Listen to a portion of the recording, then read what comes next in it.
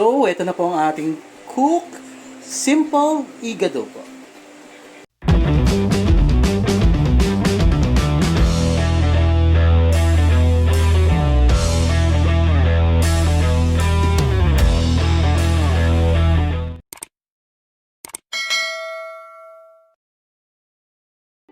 Ito na naman ang ating take-home kusinero at your service so uli. Gagawa po tayo ng simple igado. Hindi natin siya gagamitan ng mga kung ano-anong malinamnam katulad ng mga laurel or kahit na mga liver spread kasi lalabas na siyang mukhang kaldereta pag ganun ginamit natin. Isi-simplify lang natin ang ating regado. Okay? Napakadali lang. Hiniwalay ko yung ating atay kasi ilalagay lang natin ito pag malapit na siya maluto. Okay? Ang ating silit, lilinisan natin, papakita ko mamaya paano madaling linisan ito. Ang ating pork, ang laman at saka ang kanyang puso, pinagsama ko dahil papatenderin natin dahil lagi ko sinasabi dapat tender lagi ang ating meat. Okay? Ang ating bawang, sibuyas, optional, any kind of cubes, red bell pepper, green chili, pang garnish, 1/4 patis, 3/4 cup of suka. Okay.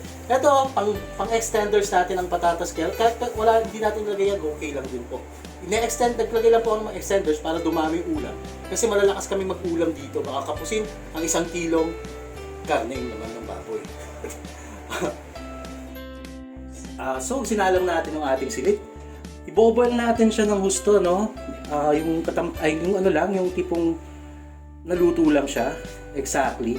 And then, i-slicein natin siya. Papakita ko kung ano yung dapat nyong linisin at dapat nating isama, okay? Yung good or yung bad. Para hindi siya maging mapait yung ating igado, okay?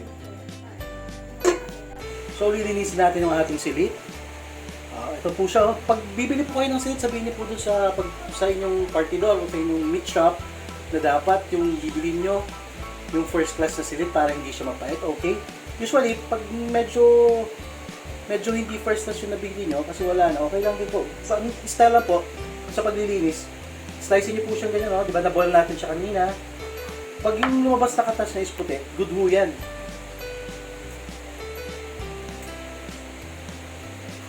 Tulad yan, good ho. Pag may nakita kayo manilaw-nilaw na, ayun, hugasan nyo po yun ng mabuti, okay? Para hindi siya pumait. Tingnan nyo po, di ba? Ang laman niya is puti. Ibig sabihin nito, okay to. Tsaka yung puti, yung ano niya, yung cream na puti na po to, isama niyo po sa pag-igado kasi ito yung sikreto na masarap. Nagdadagdag ng flavor sa ating igado, okay? So, ito na, mag-isa na po tayo, magluto na tayo, start! Napakasimple, bawang. Let it brown po. Okay, ano po brown ng ating bawang? It's like sa atin agad ng sibuyas. Yan, caramelize natin ang ating sibuyas. Yan, okay na po. Lagyan natin ang next ingredients, ang ating patis, ang ating 1/4 cup of patis. Nice. Then ang ating laman at ang puso.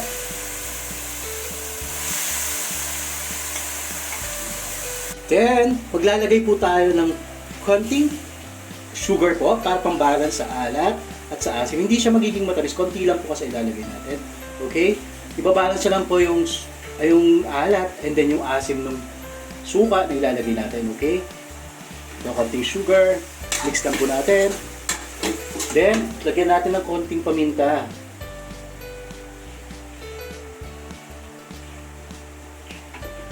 Depende rin sa inyo kung mahilig sa mga tao sa mga kakain ng spicy, lagyan nyo ng mas maraming paminta, okay? Then ilalagay na natin ang ating red bell pepper.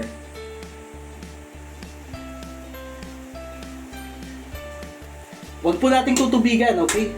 May natural juices po kasi ang meat, kaya hayaan natin siya lumambot sa sarili niyang sabaw. Idin po natin ang silit sa pagpapalambot, okay? Then, ilagay din po natin ang ating optional, ang ating pork cubes. Ginamit ko ngayon kasi pork siya. Pero kahit ano po, pwede lang po naman. Kasi alam niyo naman ang hilig ng tao, ng ating mga Filipino, mahilig tayo sa medyo malinamnam. Kaya ilalagay ko ang ating. And, cover na po natin siya ng lead. Okay. Ayan. Ito po. After mga 15 to 20 minutes malambot na yung meat kasi gusto natin lumabas yung total na aroma ng karne at humalo siya sa kanyang sariling juices para mas masarap ang luto nyo. Yun ang sikreto. Dapat laging tender ang mga meat na gagamitin natin. Mapa-tender pala natin para talagang yung natural juices niya mag-fuse sa ating mga niluto at mas malasa.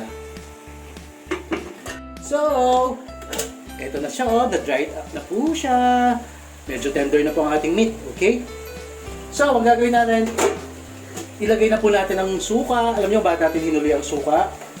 Kasi po para madali siya mag-tender. Kasi pag nilagay natin yung suka, medyo matatagalan tayong palambutin yung meat. Kaya hinuli ko yung suka. O, ilagay na po natin. 3/4 cup of suka. Full fire po muna natin, ano?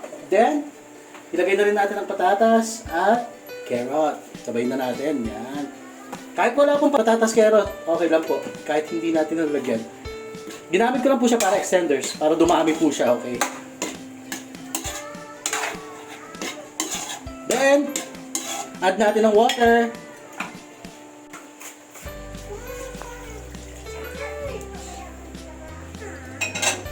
Then, cover po natin ulit. Taran! Okay po, after 20 minutes, luto na. So, luto na ang ating igado, simple igado. Okay? Ayan po, malambot na po ang ating mga meat. Nag-fuse na po ang mga flavor. Then, ang final touch, ilagay natin ang ating atay. Half cook lang po siya para hindi po siya tumigas. Okay? Magbilang lang po kayo ng mga 20. Pwede na yan. Ayan o, lapot na rin po. Nag-fuse na talaga siya. Then, i-plating na lang po namin, ano? Mamaya po ha. So, ito na po ang ating cook simple igado po. Ayan po. Pero bago po natin tapusin ang video na to, please like at comment. Paki-subscribe na rin po ang ating ginawa ngayon para mas updated kayo sa aking mga videos. Salamat po!